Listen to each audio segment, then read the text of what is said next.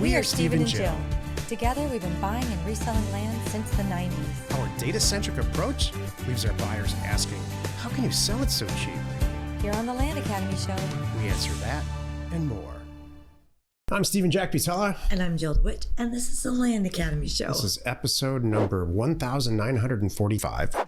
And today, we are talking in depth about recovering house flippers and how they're perfect for the career path program that Jill and I teach. And later on, we'll talk about the countless stories of Land Academy members. It's pretty amazing how many Land Academy members we have and have had over the years.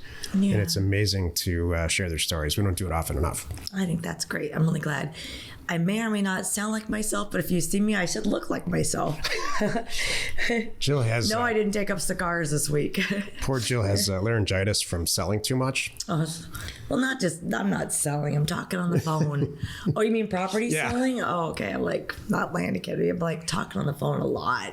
Which has been really great. It just crushes my soul to see you like this. I don't like to see you in pain. I'm not in pain. I just sound like crap. Okay, I'll carry you. Thanks. And I hope you're also enjoying this new format that we've created. Each week, we answer questions from our Land Academy Discord forum and review land acquisitions from our weekly Thursday member webinar. And we also take a deep dive into two land-related topics that are usually by popular request. I just mentioned them a couple minutes ago. Jill, let's take a question posted by one of our members on the Land Academy Discord online community. If you want a sneak peek of our Discord channel, please go to landacademy.com. It's free. Marilyn wrote, "Hello, hope someone can help me with this. We sold a property over 2 years ago on a land contract, and the buyers have paid 34 out of 60 payments. They want to sell the property to the neighbor. The neighbor wants to run title and go through escrow at their cost. Would this be a concurrent close? Do we write up a new sale agreement between original buyer and us that outlines the purchase amount, the amount received, and the balance, and then she writes up a sale agreement between herself and the new buyer?" What a flippin' mess. No, I think this is a great opportunity. It's great, but it's like, it's just messy. This is one of the things I don't like. But go ahead. It's easy. So this comes down to really simple arithmetic. You've got 34 payments paid out of a 60 unit loan, 60-month loan, which is, a 5-year loan. They've got 3 years, almost 3 years paid. That's good.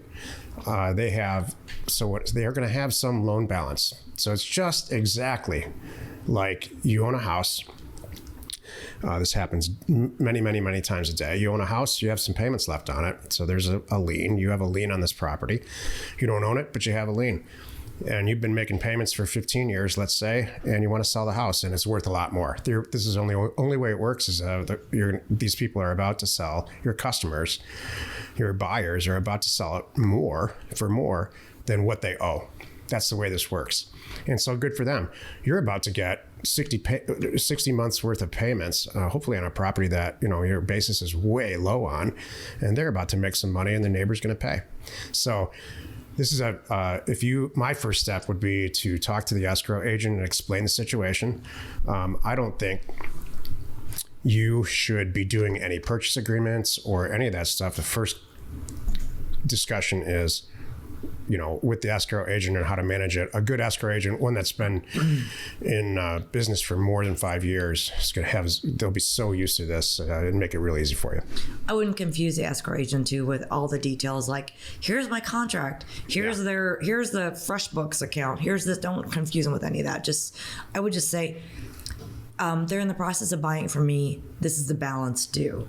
Leave it at that. And then they can go, okay, let's just work up agreement. I just need something in writing showing that we're going to pay you this much out of escrow on the close so that you're made whole. Great. That's it. Done.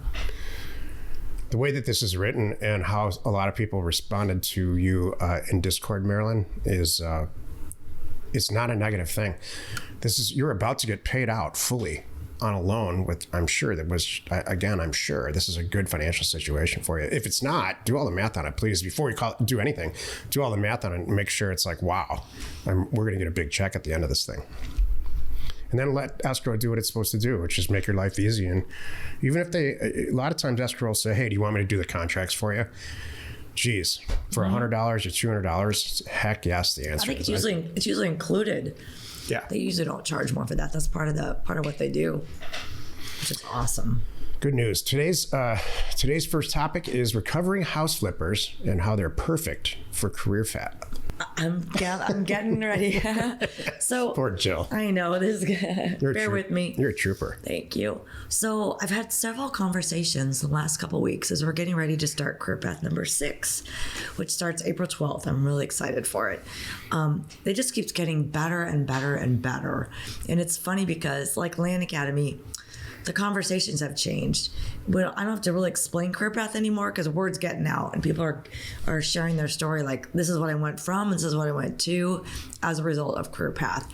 So, but it's interesting, people that find us. And I had a great conversation the other day with I love to say recovering house flipper. He's still in it and he's like, I'm trying to get out of it. And I said, I get it, been there, done that. And I was telling him how wonderful it is because he's going from, like I said, we've done these very hard product type where you can't leave town, by the way. There's always things that go wrong. There's just so much involved with it. And you're sweating it. You're sweating. When you're doing a house renovation, you're really sweating it until it closes and it's sold. Because most of the time you don't have the cash to put down. So you've taken out a loan on the property. And while you're renovating, you borrow the money for that probably. This whole thing until it's done and closes, a lot can go wrong. And so I was telling this person, like, you're going to love this because the way we do things and how we do them, nobody's sweating anything. There's no financing involved. And if you even don't have the money to put down on a property, it's really not a finance. You just bring in a partner who's a money guy. So now you together, own the property. It's the greatest thing ever. Nobody's hitting you up for payments. You're not worried about what if it takes an extra month, what's that going to cost me kind of thing. And so it's a really logical step to go from that to Land Academy to Career Path. And I'm finding a lot. And I think just because of the environment right now and the competition has been happening in housing and all the construction woes that we know about and hear about, and hard to find this person and hard to keep that person kind of thing. There's a lot of people that are looking around going, all right, I'm in real estate. I know it. I love it. I'm really familiar with it, but there's got to be something else out there. And they're finding us and they're finding land. And this is just a perfect transition. So I look at this topic like I look at everything as from a data perspective. And how many unknown variables are there when you buy a house? How many unknown variables? There's a lot. How many unknown variables are there when you buy a piece of land? Well, very little, because 95% of the due diligence that you can do to see whether or not you're going to buy a piece of property is from your desk, even if it's in a different state or across the country or whatever. So, and if you're a stickler about this, and we're not anymore, that last 5% of due diligence can be completed by sending somebody out there. Or you yourself, if you work in an area where you live, you can go out, and especially if you're brand new, I would encourage you to do that. Are you talking land or learn. houses? I'm sorry. No, I'm just saying land. People are defecting from buying and selling houses because there's so many unknown variables. With land, there's 95%. Laryngitis over here wasn't listening, so I know because my head's foggy too. I get an A+ for showing up, man. You look good though. You're Thanks. Right. There's no variables in buying and selling land once you really look at it, and I don't mean none. I mean very, very, very few. Geez, I can't count the number of times we only renovated maybe a handful of houses, and there's always these unknowns. It was always way more expensive to get it done than we thought. I have one sentence that I say to every house flipper, and they go, oh, yeah, that's right. Every house flipper will agree this one thing. I've never worked so hard for $38,000 in my life. Yes. They're like, oh, yeah, that's it. And I'm like, think about that for a minute. I'm like, because I did that for a while. We did a couple of them. Several, that was my second point. Go ahead. Sorry. No, you just made my second point perfectly. It's a great example. How much money do you want to make or not make, and how much effort do you want to put in or not put in? Again, it's a very, It's relational and it's data driven, and there's not a lot of emotion in it. I personally can't stand interior decorating and any of that. I really, it's just not my thing, but I love money and data. Money and data are what buying and selling land is all about. And it's pretty simple once you get the hang of it. Yeah, it's so funny. So we talk about that, just, think about this for a second. You're a house flipper. You're here going, all right, you got my attention. What do I need to know? Think about, if you really do everything right, you could, and great job.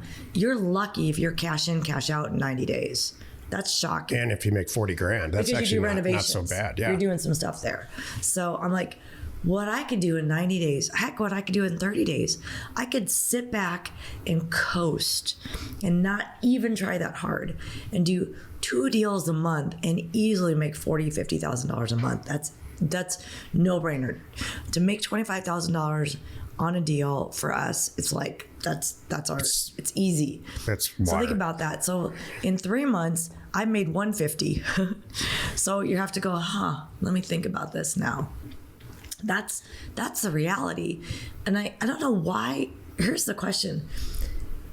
There's still a misconception, I think, that many individuals think you have to do something to a property, even vacant land, to make it worth more. And we haven't talked about that in a while. I think it'd be good to bring it up again. When people come to us and go, well, what do you do to it? Oh, you put in a road, you put in a well, do you do this, do you do that? I'm like, no, and no. I do nothing. Why? Because we buy it right. Yeah, I think that, exactly. You're exactly right. But think about it like this. Let's really do an apples to apples comparison with buying and selling land the way we do it and buying and selling houses. So number one, and this is kind of the House Academy model. There is such a thing called House Academy. We buy property that's off market, period.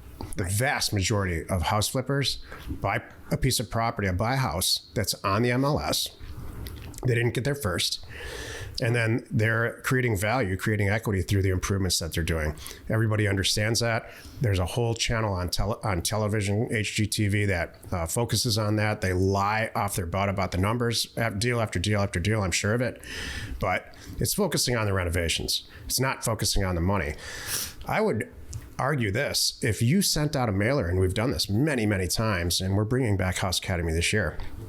If you sent out a mailer to property owners and bought a couple of houses just because it's off market, because there's no real estate fees, there's no fees to get the deal done except title and maybe an inspection and a few other things that are pretty incidental on a $300,000 house, smashed a sign in the ground and said, hey, this is for sale, you might make some pretty good money and forget about renovating it. In fact, you will make a bunch of good money because that's what we do in a House Academy. The problem is that you're on the buy side. These people who renovate houses and flip them are all paying all kinds of fees that are associated with it on the front. So it's not an apples to apples comparison. If you slapped if you buy a property for $20,000 to $30,000 to $40,000 under market from the owner without any involvement of a real estate agent or anything, slap a sign in the front of it, sell it as is, where is, hey, we just bought it, mark it up $20,000, $30,000. Theoretically, there's no real estate fees on that that side too, because there's no, there might be a buy side real estate agent possibly. You're going to do okay. The problem with these renovations is they get feed to death. You get real estate agents on both sides of the deal. And time. Yeah. Time kills it. And if you have ever taken a sledgehammer to a wall to knock it down, what you find behind that wall is staggering. It could be mold. It could be asbestos. There's so many variables that go into renovating a house. It's not fun. I don't like variables. I would like to know that I'm going to make some money on a deal. And that's what land is. You know what the thing about it is with us, and I mean this as a compliment. Uh-oh. I mean this as a compliment, but it's over, Steve. Instead of using the L word, I'm just going to say, Stephen doesn't want to work that hard. And I understand that's that. absolutely right. You can say lazy. Say lazy. I'm actually not lazy, but it's just a matter of efficiency is what it is. It is. I would rather do. Why would I do that when I can do this? Why would I do this when I can sit at my desk? Jill's really right. Or I could sit on the boat. I can sit with the RV. I can be lakeside with my laptop, with my fishing pole in the water next to me. And that's what we do. There's a fantastic way to buy and sell houses. That's not a bad investment or a real estate opportunity. Renovating a house is the problem. That's the real problem, because unless you're just an amazing handyman and you do all the work yourself to save a bunch of money, and then you got to factor in all that anyway. Those are variables too. Yeah. How much is your time really worth? Should you be swinging a hammer or buying another piece of land? I would argue the latter. I was going to think of other good things that are perfect fits for a career path. Okay, let's do this. Like a lot of people recovering real estate agents, brokers, great for career path. They have been in it, seen it, watched it, been on the other end and said, this is stupid. I'm helping this investor make all this money. It should be my money. Yeah. And you're right. So we have a lot of that in career path. Let's see, who else is a good fit? Business owners. Former or current business owners make up every career path class. There's at least half are former business owners or current business owners, and not because they're different types of companies too. And not because they're disgruntled in any way. They just want to. They've either figured out the business that they're in and it's going great, and they want to start another one.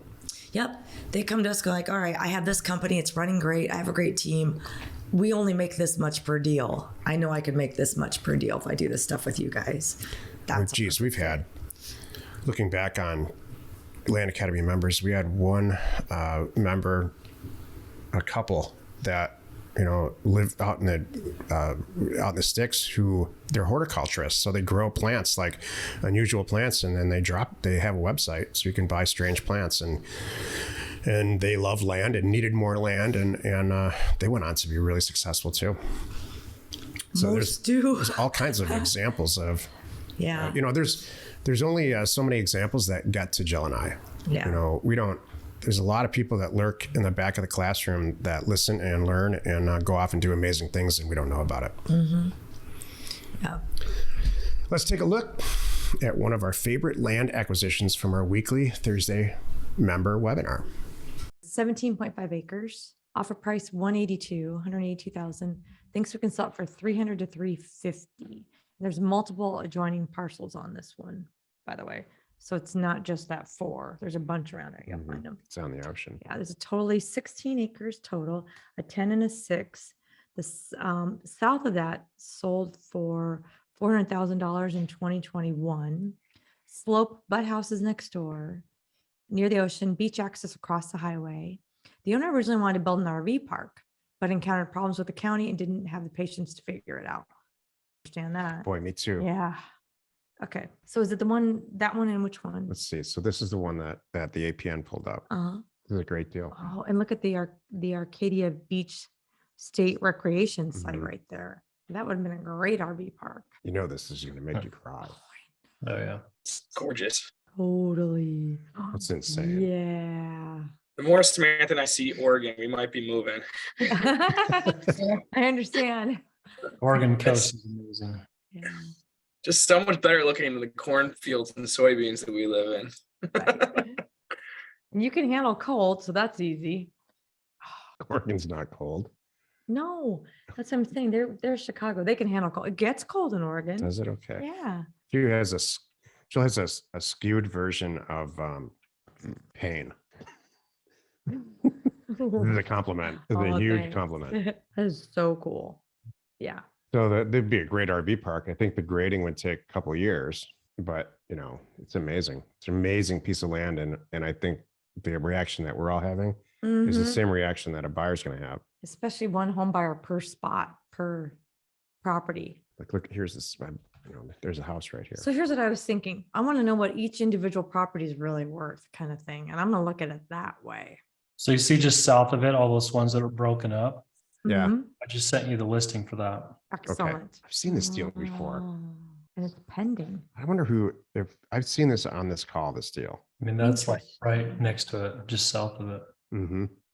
Interesting. So the first thing you do is call this agent and Look talk, at- just ask him all kinds of stuff. That can't be. Let's think that's Land Academy. I'm serious. Maybe. We probably said on this call, you probably said your magic $100,000 and Yeah, it's somebody too got it for much. that. And there you go. So- See, this is what I'm talking about, Yuri. Right here. This is what I want you to do. Buy for I 100 want you and to sell sell for for 1.6. I could do 10 of those a year. Yeah, me too. There. Now we feel great. We'll just do one of those a year. Yeah, for reals. Wow. So this is very encouraging.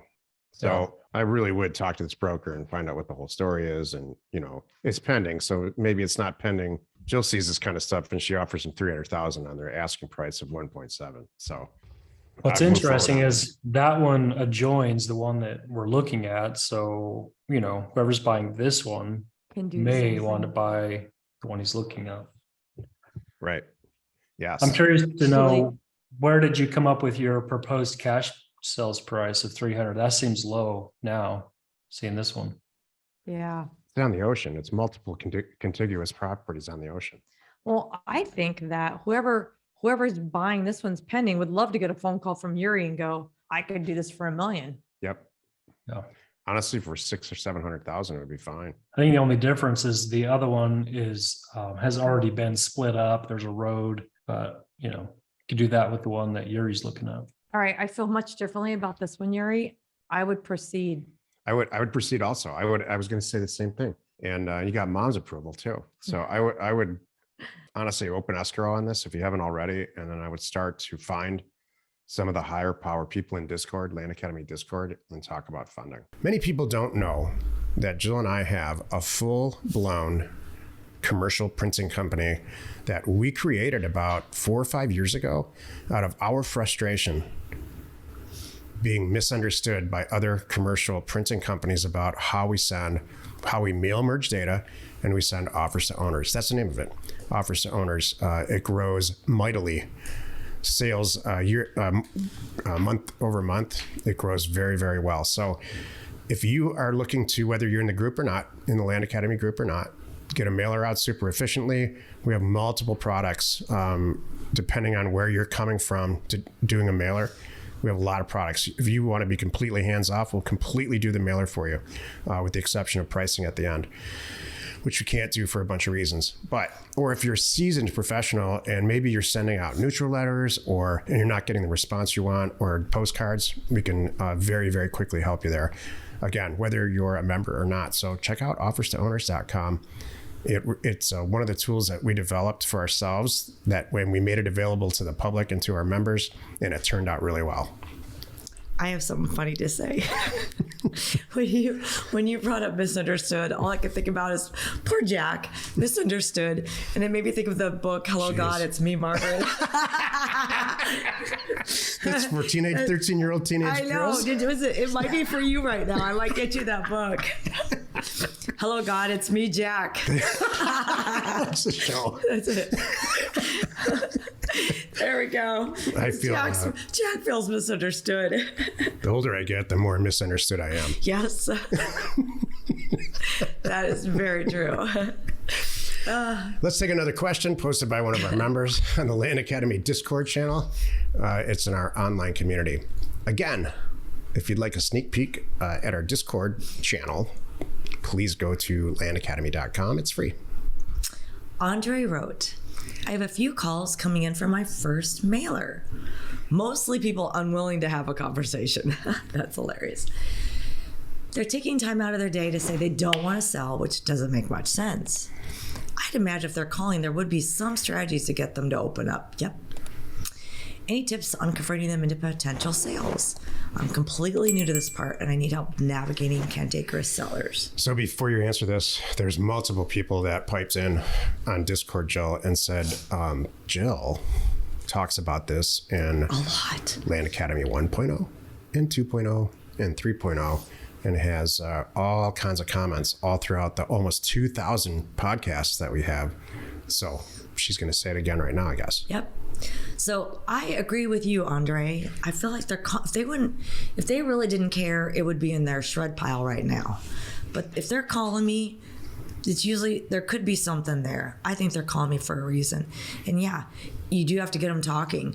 And the easiest, fastest way is to sort of, not really, but in sideways, acknowledge, what's going on. Is it the price? What, try to get them talking. Maybe there's something I missed. Please tell me what's going on. So if you can, here's, let me give you like a little example. The mail goes out, this person opens it up, and I know you know what I'm talking about. You can tell they're walking on their cell phone and they haven't even got from their mailbox to their door, and they're already calling you because they're ripping through their mail right there. And they stop to do this. And they're like, who the hell do you think you are offering me $19,443.44? A, where'd you get that? And B, are you nuts? And then that's your opportunity to go, well, hold on, did I make a mistake? And now now you caught them off guard. Like, well, yeah, you did. Well, why? What am I missing? Is it, and let them tell you. Now you've got that conversation. So just something like that to, not saying I goofed, I'm just, whatever, because you don't want to agree that it's worth 3 times as much, because in the very bitter end, your pricing was probably pretty good and you might end on that price, but right now they're just initially mad. So you just got to get them talking. And then now you've opened that door. Sometimes, like I said, your price is going to be that end price. After they get it off their chest, you guys talk a little bit, and they have, and you go, when was, you start asking follow-up questions. When was the last time you were there? I've never even seen it. Well, like, okay, well, let me tell you what's going on out there, and it's called nothing, kind of thing. But no, seriously, they're like, yeah, when'd you get them going? And they go, yeah, I kind of wondered. My dad said this, but I wasn't really sure. You're like, yeah, I can send you some screenshots if you want, and kind of show you what I'm looking at, so you can get an idea of, where it is in relationship to all these other things. And this is why this makes sense to me. Now you've got that going. So that's one outcome that could happen. Another outcome that could happen is, there's usually 3. The next outcome that could happen is, you miss something. They go, no, wait a minute, Andre, I'm digging my heels in because I, seller, know that Amazon is down the street and this happened and the college is almost done and all these 6 things. You're like, you know what? I did not know that. So now what all you got? Give me some more information. I'm going to go do some work on it and I'll get back to you. By the way, what is your price? I want you, no matter what, on all these conversations, I don't want you to ever hang up the phone going, well, I'll come back to you with another price. Please don't ever do that. You already made an offer. Now it's their turn. And their turn is to make an offer back to you. Like, you said $19,527. I want nothing less than $25,000, period. All right. I've got the information. I've got your number. Give me 24 hours. Can I reach you here? What's the best time? What's the best number? Let me get back to you. Now you go see if that works. You do all your due diligence, all the stuff that we taught you to do. So, and then the third outcome is, you will get people now and then they're mad about it. They just want to vent and they really don't want to sell because their dog's there, their dad's buried there, their husband's buried there, fill in the blank. They're all buried there. No one's selling this land ever. You're like, all right. And those you just you're not gonna exhume these people and move them. So that's when you just say, got it. I understand. I wish you all the best. Thank you very much. I'll take you off my list, whatever they want to hear, and let that go. Sales is partially solving problems for people. True. And it's not just solving problems. On top of it, they need to be entertained and charmed. And those might be strong words, but without doing it in a slimy manner, they really do. Think of a person who walks into a dealership and first the sales guy walks up and the first thing you say is, I'm not here to buy a car. Well, in the back of his head, and he's probably been trained this way, is, well, then why did you walk into a dealership? Yeah, why are you standing here? And why are you, let me help you wipe the drool off of the side of your face there when you're looking at this car. So you're there for a reason. You may not even know that. True. So I really think that's what this question is about. They don't know they're sellers, but in the very back of their head, and it's probably subconscious, they are sellers. And it might be a matter of price. It might be a matter of what their husband says. There's all kinds of things, but they're calling you. They're walking into that dealership for a reason. They don't know that they want a new car or need a new car. They probably do if they need one, and they don't know if they can afford it, and they don't know. Nobody's talking about price, but your job is to identify what's really going on in the nicest way, in an endearing, heartfelt. I just read an article about sales. I don't know why it hit my radar. Cool. You know all this stuff, Jill, but a lot of this is still new to me. Somebody did a huge survey about listening and talking. Yeah. And the sales 80-20 rule? Well, it was closer to like 60-40, but the best salespeople in the world listen 60% of the time. Yeah. And they'll tell you if they like you. That's the whole thing. If they like you, if you're like, well, then why did you call me back? Then that's going to go nowhere. But Jill's right. If they're still listening on the phone and you're asking them a couple of questions, not like what's going to take to get you into a car today, because that's all 1975. That's not what I mean. But hey, we buy and sell land all the time. We make the process super easy. And why are you interested in selling at all? Is there some price that would work, or is it price at all? Or like Jill said, are you going to die there? So you have to get them talking about. They will reveal. They do.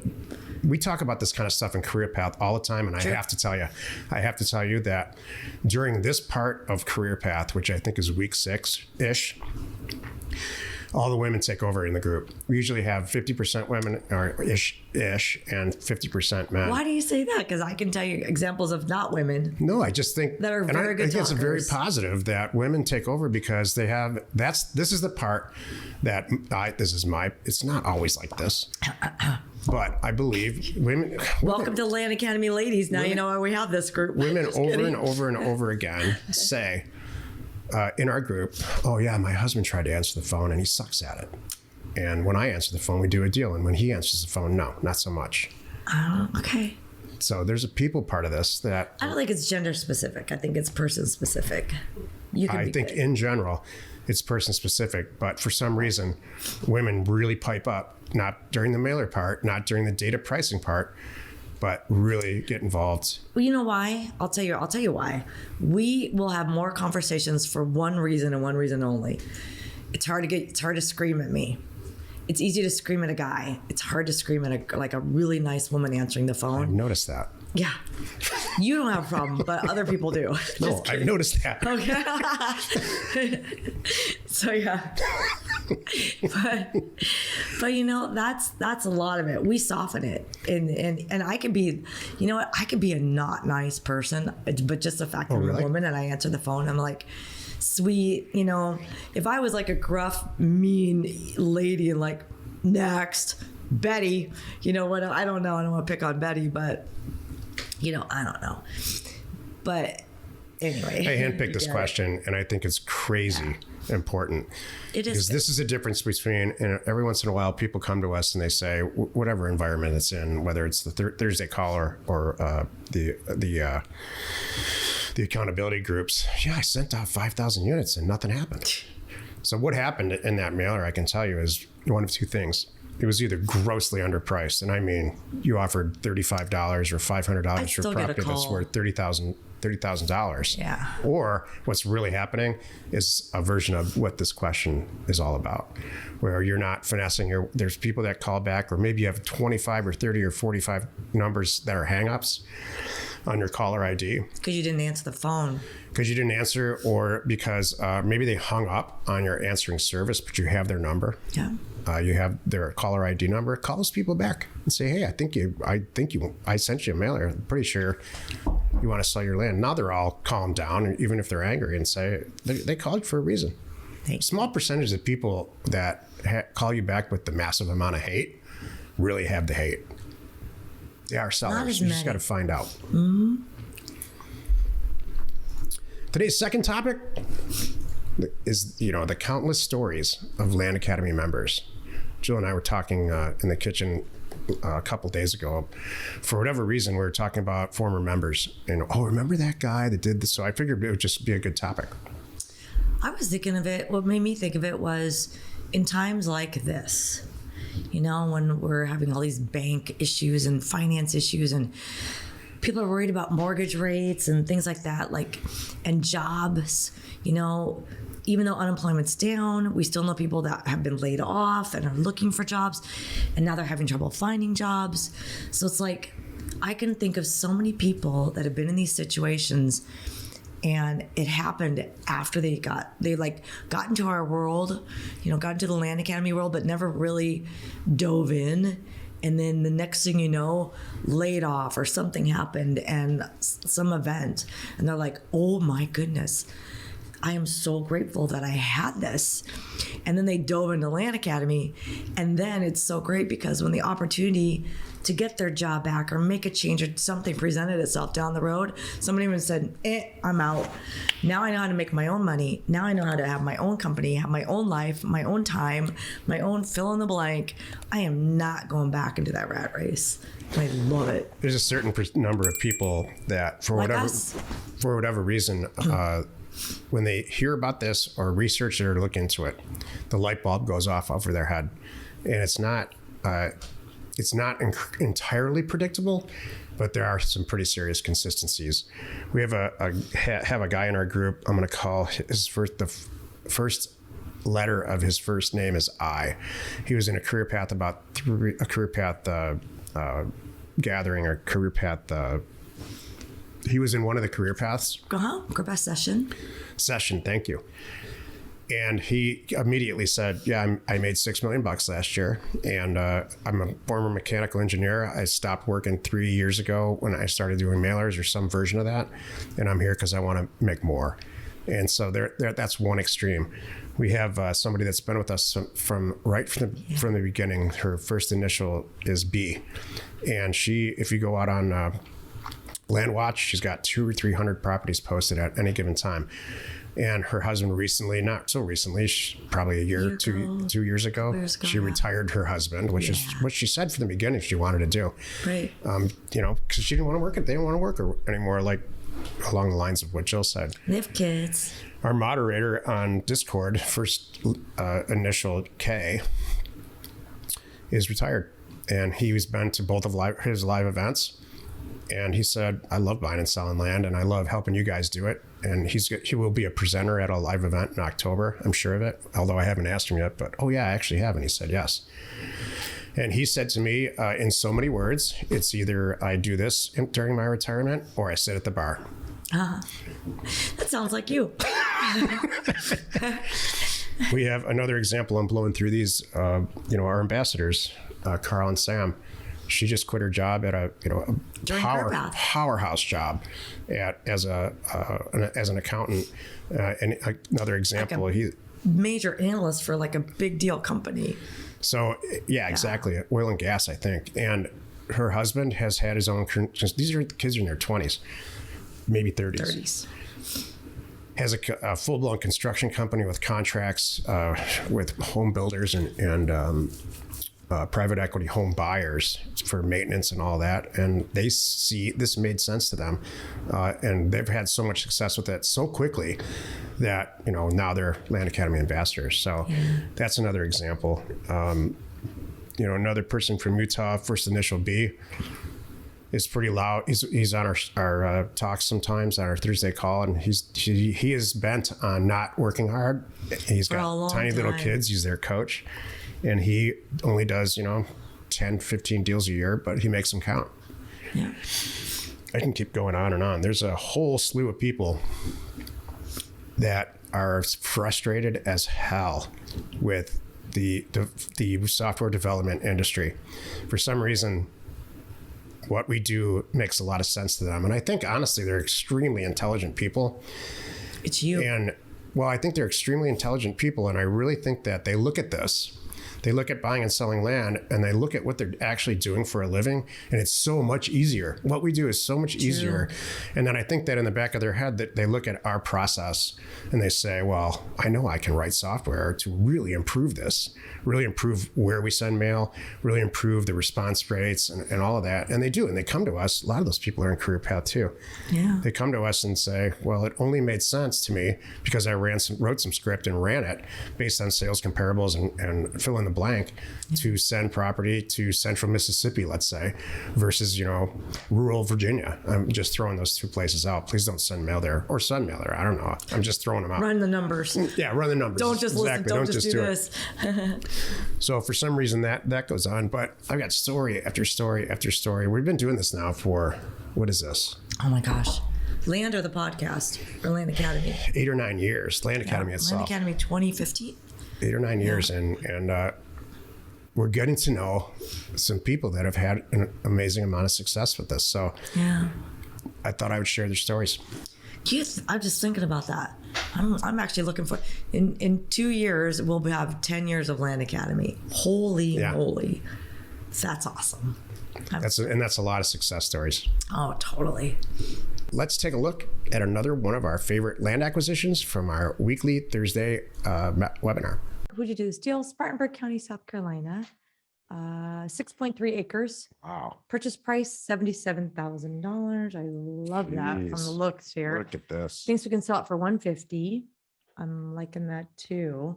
Access, yes. Affordable, yes. Adjacent, yes. Alive, yes. Oh, these are the ones I love. Original owner since the 70s. Yep. Sellers were going to build. This is just the classic Land Academy story. They were going to build there and they decided to live in North Carolina close to their family. It's been unused for 50 years. It has timber and it's paved. Gas, electricity, and water right there at the property. 5 stars so far. We just got to check the Now I'm price. trying to find something wrong with it. We got to check the price of these houses and stuff. Yeah, it's out of a storybook. Oh, look at all these new houses. Wow. okay. I hope the houses are worth at least 3 or 4. What's that pond thing right there? Somebody's yard. It's a pond thing, I think. Okay. I think Chelsea's doing a would you brag about this deal. Me too, which is good. Oh, Better than would you cry about this deal. that's true.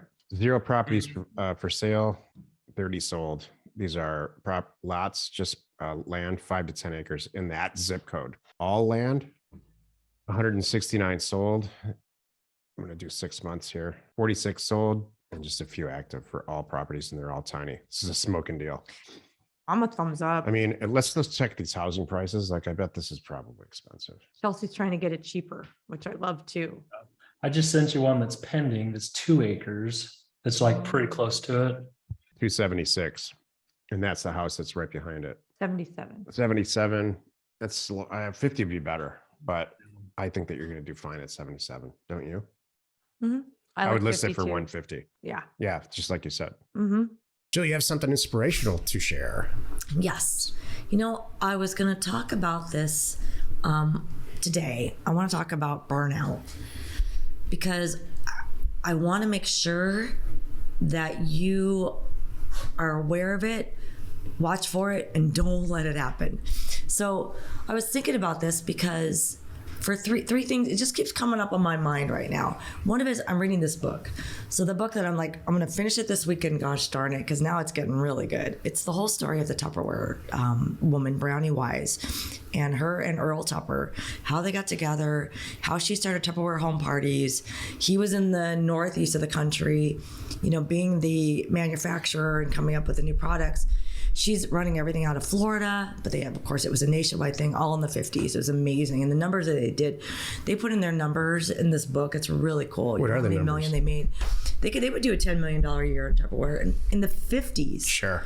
50s That's are hitting $100 $10 million million. I know. Just like stagger. She bought an island in Florida. Not kidding. So, and there's a funny story in there that she had one of they used to call them their Tupperware Jubilees, and she'd bring in all the top distributors, have a big luau, big party. She put them on the island one time as a storm was rolling through. And then they had to vacate the island, and some people got in the water and got hurt. Like these boats were running into each other, like this horrible thing. And he was It's a good story, though. Earl Tupper was so mad, about this party went wrong, this luau gone wrong. So anyway, everybody's okay, but it was just kind of funny. But at the book right now, she's building and building and building, and they're seeing burnout coming. Her team around her is noticing she's getting worn down, and I hear this when I get people coming to us. It's so I'm reading the story. I can't wait to see how it goes. I know how it's going to end, but I'm reading how it unfolds. But it made me think too about people that I've talked to in the last several weeks that are right at that point in burnout. And I'll tell you what they're doing that's causing the burnout. It's too many terms properties. It's too many seller financing. I have talked to several people in the last couple of weeks because of Career Path. They're like, there's got to be another way. They are working so flipping hard to manage 80 to 100 terms payments so they can have X amount coming in a month. And every time I say, is it passive income? They go, ha, ha, funny. I said, right? That's the problem. They're like, I'm about to burn out on this. I've got to do something. And I was talking to a gal the other day. I'm like, you should be unloading this stuff. She's like, you better believe I am. I've got 5 right now. I said, I would start calling these people. You got 2 choices. Call these people, say, here's what you have left. What can you afford? Let's get this done, kind of thing. Or like you could sell them in, tranches to somebody else. Let somebody else have them. Get them off your books and just get out of it. They're like, oh gosh, yes. And so with us, I don't know why it doesn't seem to happen to us, because I'm sure it is. You know what? I'm sure there's people in Land Academy that are also facing burnout because they keep buying for $1,000, selling for $3,000, buying for $1,000, selling for $3,000. And then instead of buying for $10,000, selling for $30,000, they just do 10 more or 20 or 30. That is going to be burnout. And you've got to be thinking about that. And you've got to be aware of this. And I want you to know you don't need to be doing that. You got the hang of it. If you got more than 20 deals under your belt, maybe even less, but I'm going to say at least 20 under your belt where you've bought for $1,000, sold for $3,000, you've got this licked. You know what you need to know. And I want you to be confident to go, I'm done with that. Next mail that's going out, I'm buying for 10 and selling for 30. That's it. And I want you to do 4 or 5 of those a month. That's easy. You know how to do it. You've been burning Just the candle, doing all these little ones. And then I want you to, once you get comfortable with that, what'd you say? You've been burning the candle. What? Just, I don't know. I one of my hobbies is listening to your version of some cliches. All right. Hello, God. It's me, Jack. All right. Yeah. I think you mean burning the candle at both ends. But I know. I don't mean to wreck your it's momentum. All right. It's okay. It's foggy head. We got that. I'm going to go with foggy head all day today. You're burning the candle. Exactly. You might be burned out. It was something like that. You're approaching burnout because your candle wick is getting like this. So anyway, I don't know where I was going with that. But the point is, I want you can't keep going like that. You can't keep doing that. And even if you think, well, I got a team, Jill, now I've got a staff of 5. Really? So how much less money are you making right now? Because you and your staff of feeding 5 people to run this operation. Whether it's seller financing, I call them terms, but seller financing, where you're doing a ton of little deals. It's so much work. Up your numbers, up your game. Your life is going to be so much easier. And then you too can be like a lot of people in Land Academy that some people look at them going, geez, that guy's a weirdo. He does 1 deal a month. That's all he's doing. Yeah. That's stupid. Think about this for a moment. He's doing 1 deal a month. Maybe the smartest guy in the room. Minimum is $75,000 a deal. Is he nuts? I'm not so sure. And that could be you. How hard are you working for $75,000 a month right now? And don't get burned out. That's my...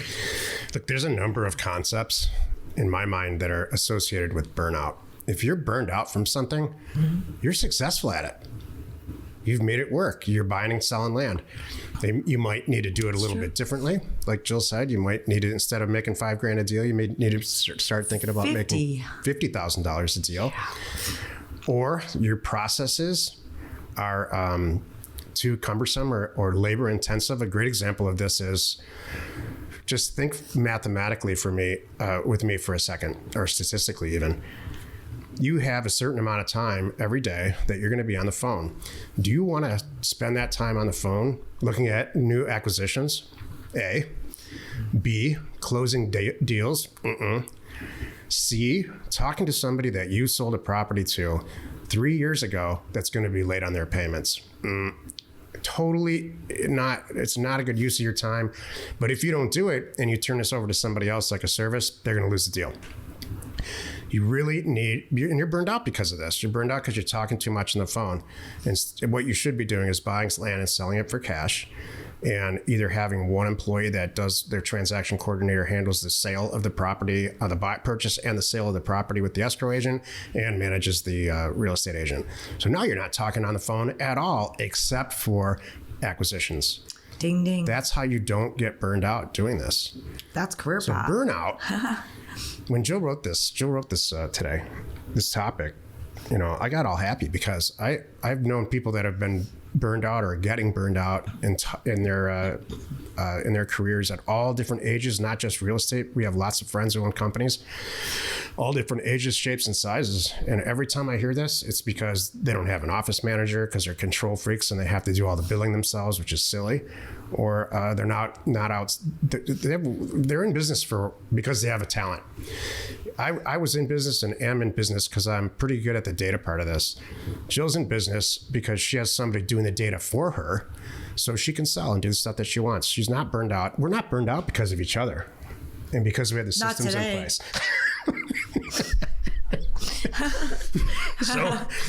So burnout is the first step and the first indication to realizing that it's a symptom of some problem that can be really solved. Yep. The title should be "Burnout is Badass" or something. I like that. Jack, what do you want to share with us today? My topic is called "Find Your Community." I'm 56 years old. Jill and I, all three of our kids are doing really well. The third one is just recently out of the house. He comes back. He's in college. He comes back once in a while when he needs something. It's honestly a pleasure to see him because for several years before he went to college, it wasn't a pleasure to see him at all. Although he does come when he only needs something, but that's all right. We can handle that. Our financial situation is pretty good. It can always be better, but it honestly is pretty good. And so we don't have any real problems at all. And I think we're both healthy and happy in general. So it caused me recently, for the last 2 years, 1 or 2 years, to do research. Imagine that.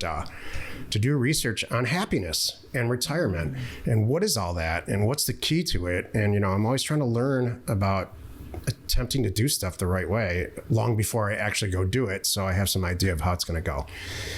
And what keeps coming up on people's lists of what's important or psychologists, psychiatrists writing blogs and articles for like Psychology Today is find your community. And what they mean is hang out with people that you have like-kind values with, who understand each other, you've had similar experiences, and on and on and on. What does that really mean? Well, for me, what it means is I don't hang out with 65-year-old plus Irish women who love to crochet. Oh. Do I not like that? No, I think it's great. And I would do it for a day because I think it would be a blast. But that's not my community. I'm not judging it. I think it's great that it exists. And more power to them. But it's not my community. For me to have long-term happiness or long-term, let's call it just general content, you need to surround yourself with people that you're not arguing with, that have kind of a like-kind value system as you do. I'll give you a great example. I made fun of my dad for decades. He lives part-time in Florida in a mandatory. This is Jack eating his words right now. I just have to point that out. Laughed for both of us. I'm gotten real good at it. About living in this private mandatory golf community. And Jill and I went there several years ago, and we were there for a couple days, and they played 36 holes of golf, which is not my idea of fun at all. And afterward, they all get together, health, depending on, they're old. So their health situation, depending on what it is, they'll get together, have some cocktails, have dinner in the clubhouse. And they generally have the same opinions about everything in life and talk about it with each other. So 20 years ago, I thought that was really silly. Like, how do you learn anything? Everybody's got the same opinion. Well, let's fast forward 20 years. That's his community. Wow. He found his community. And when you're older, I think that's really important. Do I mean close your mind entirely to new ideas? Absolutely not. But I do see that the point of finding your community. If you want to buy and sell land, this is your community. I'm not selling anything here. I'm just saying, try to find another one. If you're a woman, there are none. There are literally we have a community. Except this one. Oh, thank there are you. no other communities except Land Academy for what Land Academy ladies is this. So again, I'm not selling anything here, but I really think that we just live in this strange time now, largely because of COVID and the political environment that we're in, and very largely because of social media, where no matter what you say on social media, somebody's got some negative, derogatory, You can be the judgmental. best person in the world, someone's going to beat you up. It's stupid. And it's not even that there's any validity to it now at all. It's just people are negative. They're there and they're loud about it. And so that's not our community. It's not your community. Do you know what my community is today? Laryngitis.com. No. It's people today. This, as we're recording, I'll just share it. As we're recording, it's the day before St. Patrick's Day. Whoa. So my community right now is green beer drinking, college basketball loving people. Can I be the first in line for that? Sure. Now, my bracket started out not great, so hopefully by the time this airs, my bracket is doing much better. Those of you in Land Academy who are in my little bracket challenge, you know what's going on. You can see that. It's awesome. But that's my community. Who's your community right now today? Well, it's Thursday, and Thursday is our hard week scenario. But Jill and I later are meeting some of our best friends for dinner, and that is kind of our community. That's we true. all kind of like kind. Steak loving. Oh, this is good. Steak and seafood. High end steak and seafood loving. Basketball, beer drinking. Yeah, they're all that. Parents of older children love it. Parents of children that are out of the house, business owners, current and former business owners. Yep. People who have Good. gave it a shot in California, but they came back. Sure, they came just back. like us. You're like, this is our community. It's our community. Huh, didn't think about that. Yes, that's awesome. And the Thursday call with hundreds of people on it every Thursday. Land Academy You're our member community. call I'm part of that community too. Yeah. And not against my will. That's one of the best things about our Thursday call with all of our members is you're our people, and you know this. Like, there's things we can say here and there's things we can't say here. When we get in our little community, that's our community. Our Thursday member call, we have so much fun, and we can say whatever we want. It's all of us in a closed environment. This is rated G. Yeah. The Thursday call is rated PG. The man plan is Man rated, Plan. and career path are rated R. Oh, And then that's it. it's hilarious. For some reason, rated R is a little more fun than rated G. Okay. That's hilarious. Join us next Wednesday for another interesting episode. You are not alone in your real estate ambition. We are Jack and Jill. Information And inspiration. is by Undervalued Property. We hope you find our content valuable and we appreciate your support. If you have not already, please check out our channel and hit the subscribe button. And your comments and suggestions help us to create the content you're here for. Hitting the like button helps to support our channel's algorithm and gauge your interest for future shows.